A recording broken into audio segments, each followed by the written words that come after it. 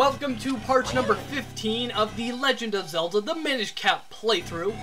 Now in the last video we talked to the Elder, but he dropped us down this secret passageway, and here we will find a way to get into the Temple of Droplets, which is just the flippers. If you've never played a Legend of Zelda game before, the flippers allow you to swim, which is nice. It's always nice to swim. It seems that the ability to swim is just given to you in the 3D games. I never really understood why. In all the 3D games you can just swim, but the 2D games you're never allowed to swim. I don't understand why. But that's just a design choice they went with. Anyways, make your way through the secret passage, and eventually you will find a mini-boss here. It's just two of these insect enemies. They toss out their, whatever they're called. They toss out their things, and it acts like a boomerang, and, they're not too hard to defeat. Don't worry about them. Open the chest, and you will get the flippers. And the flippers allow you to, swim. And what's also neat is if you press the A button again, while you're in water, you will get to dive. And the diving comes in handy a couple of times. But I find that it's used more for collecting treasures. If you dive in certain locations, you may find a small key, like in the dungeon that's coming up, or a heart piece, and you can always find some neat stuff in the water, so I keep that in mind. It's always pretty obvious where you need to dive. Like right here, you go in this pool, you dive, and there is a piece of heart. Simple as that. And there's a few places where you can dive, so I keep that in mind. And that heart piece right there, that's just teasing you. You can't get it yet. You need another item that we'll be getting much later on in the game, but I found that was... I hate it when the Zelda series, they seem to do this a lot, but they always seem to tease you with heart pieces you can't get yet, and I absolutely hated it. I know as a kid, I was like obsessive over those heart pieces. Like I was trying to find any way to get to them. It's just like, I don't like when the game teases you like that. I really don't. I don't know if I mentioned this before, but the Minish cap has a lot of heart pieces. In fact, I think it has the most heart pieces out of any game in the series. Correct me if I'm wrong, but there are a lot of them. And a lot of them are pretty easy to find, but I don't know if I mentioned that, but now we're in another sword dojo, and we're going to learn another technique here. Now this is an ability that we've had in previous Legend of Zelda games. It's the ability to shoot a beam out of your sword. Instead of having the beam when you are, when you have full health, this one only works when you have 1 heart or less. It's called the Peril Beam. It's nice, but you won't be using it that much because if you're like me, you don't get down to 1 heart very often. So it's nice. It's a nice upgrade, but ultimately it's not very useful. And I don't know if we learned it yet, but there is another sword beam technique for when our hearts are full. I don't know if we learned it yet. I think the dojo is in the castle courtyard. And if it's there, then we haven't gotten... Okay, I don't think we got it yet, but... we'll be getting another one later on, which is... which allows us to do the ability that we had in previous Legend of Zelda games. Which I love the sword beam. I don't know why it's never in any of the 3D games, but... whatever, it doesn't bother me too much. Or maybe it is in the 3D games, and I'm just missing... Actually, no, I think it is in one of the DS games. I think if you collect a certain amount of fairies or something that, you get it? I think? I can't remember if it's Spirit Tracks or Phantom Hourglass, or maybe both, I don't know. Someone make a comment down below, because I can't remember. Anyways, we're now in the Temple of Droplets. Now the Temple of Droplets is kind of like, it's a mixture of two types of dungeons. Now in any Legend of Zelda game, there's always the water temple, which is, it's pretty standard, and I'm generally not a fan of the water temple, but here it's kind of like a water temple and an ice temple, and I really like this dungeon because of it. One interesting tip if you're about to fall off the ice, play the ocarina. You will stop and you will be able to recover. I tried to demonstrate it right there, but I failed, so yeah. So I really like this whole this ice theme. It's something we don't really see in all Legend of Zelda games. Sometimes they sort of had mini dungeons of ice, like in Ocarina of Time. They had the Ice Cavern, I think it was called. But rarely do we see a full-blown ice temple. I think there was one in Twilight Princess, which, to be honest, I wasn't a fan of that temple. I don't remember the name of it, but that temple, it was just okay. I don't know, it was alright. I really do like Twilight Princess, though. A lot of people seem to not like it, but I really do. I think it's a great game. I don't know why people don't like it so much, but whatever. That's their opinion. In the Temple of Droplets, you're going to see a lot of these puzzles which require you to get a key out of ice. And so you have to push it around the room and get it in the beam of sunlight. And I really do like this type of puzzle where you're pushing a block around. As much as I hate ice, like, dungeons, like, I don't remember when I actually said this, but I remember in a video I said that I absolutely hate, like, ice themes in video games. And when I said that, I was really only talking about platformers. I don't really mind the ice theme in any other type of game, but when it's in platformers and it affects my jumping and my running, it's just annoying. Like in the Mega Man games, I hate ice levels. But with the Legend of Zelda, I don't think it's that bad because it's just, you're really not in danger right now. There's no enemies. So it's not like my safety is dependent on the ice. It's just an interesting thing. And I do like the puzzles they have with the ice theme. I think it's pretty cool. Maybe everyone else hates it, but I like ice puzzles. I'm not a fan of ice dungeons, but puzzles on the ice, I actually like them. So we already have the boss key, and it looks like we're going to see the boss, but it is not the boss. There's the element right there. However, it is stuck in a giant block of ice. So we need to unthaw it. And basically, the whole design of this temple revolves around you bringing sunlight into the temple. Now, there are two big beams that you need to activate that will go on the ice element, and then we will collect it, and that's that. Pretty simple stuff. It's an interesting temple design. It's better than the standard go into the temple, find the map, find the compass, find the big key, go to the boss. I mean, it's better than that. You actually have something to do in this temple. And I do like it when The Legend of Zelda kind of mixes it up, and they have these interesting temple gimmicks.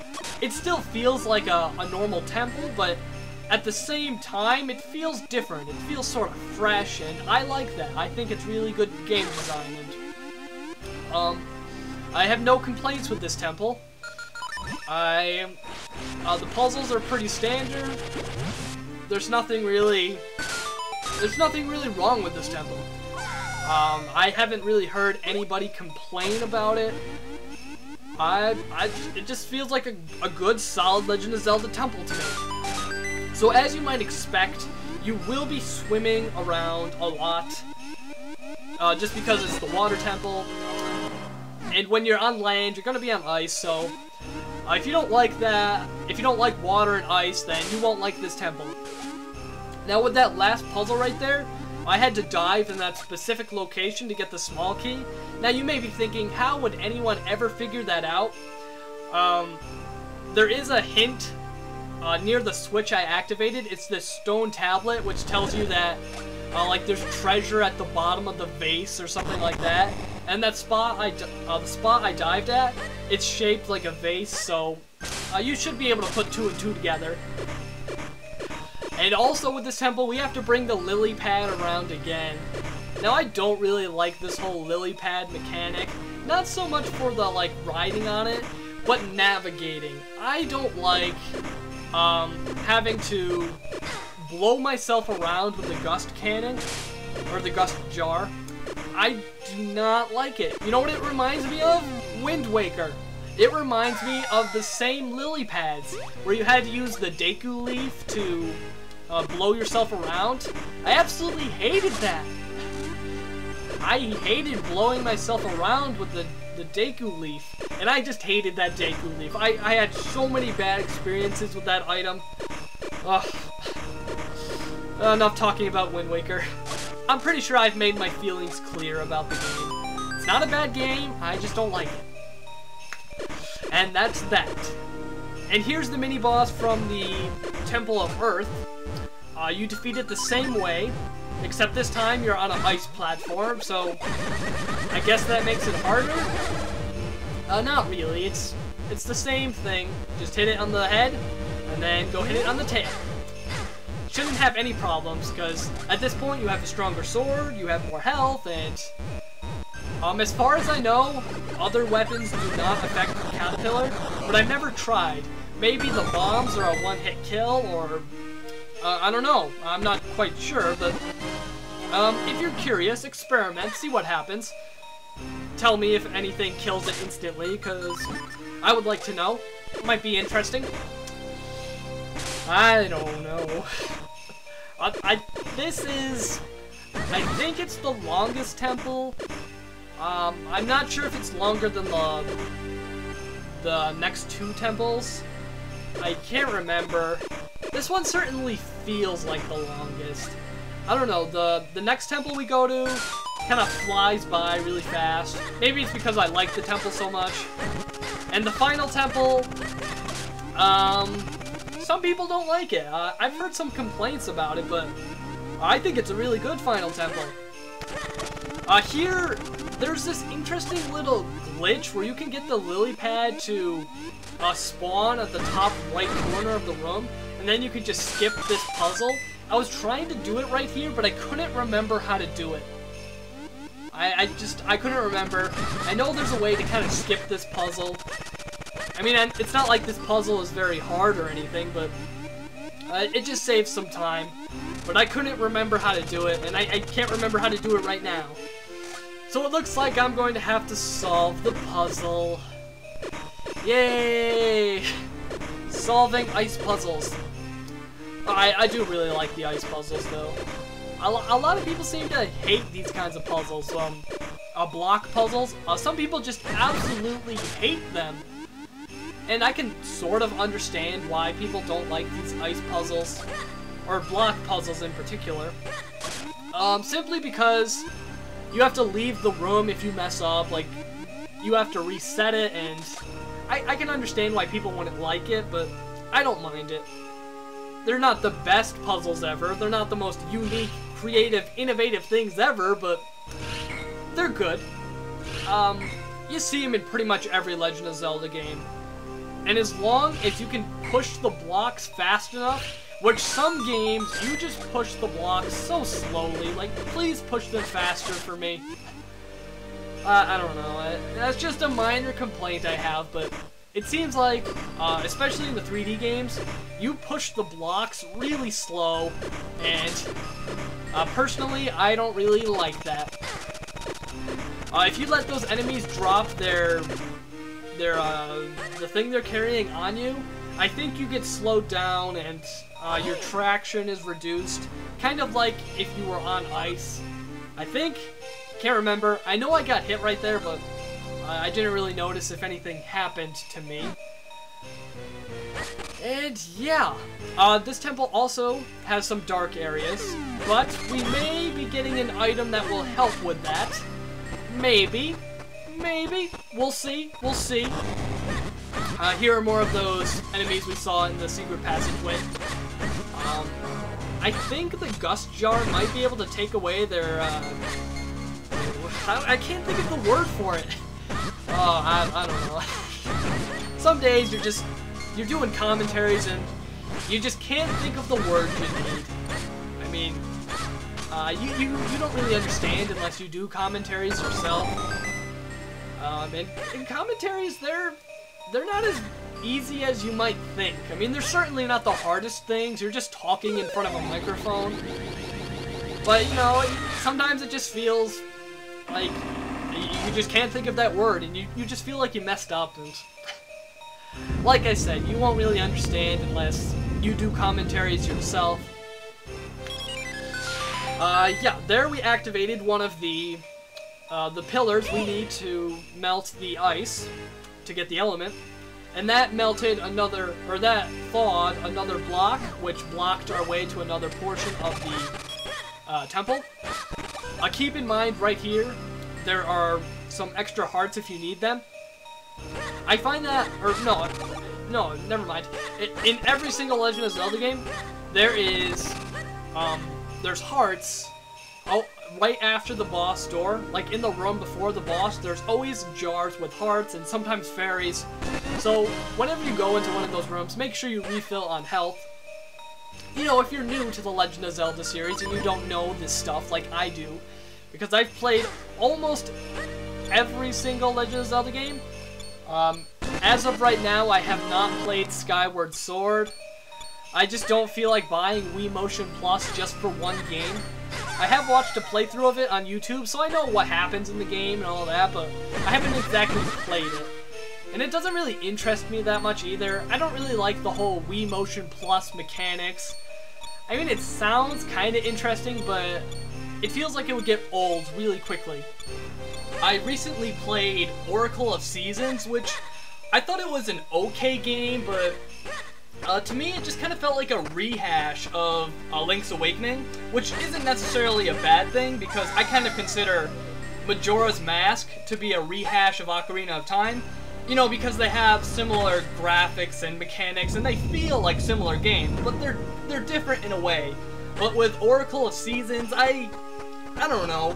It wasn't terrible, but it just didn't feel as good as Link's Awakening. That's just my opinion.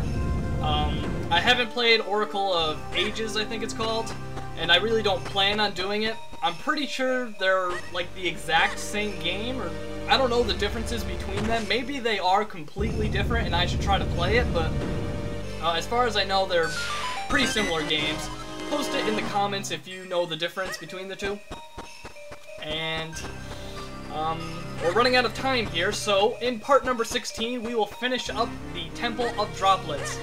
Until next time, this is UAA signing out. I'll see you guys later.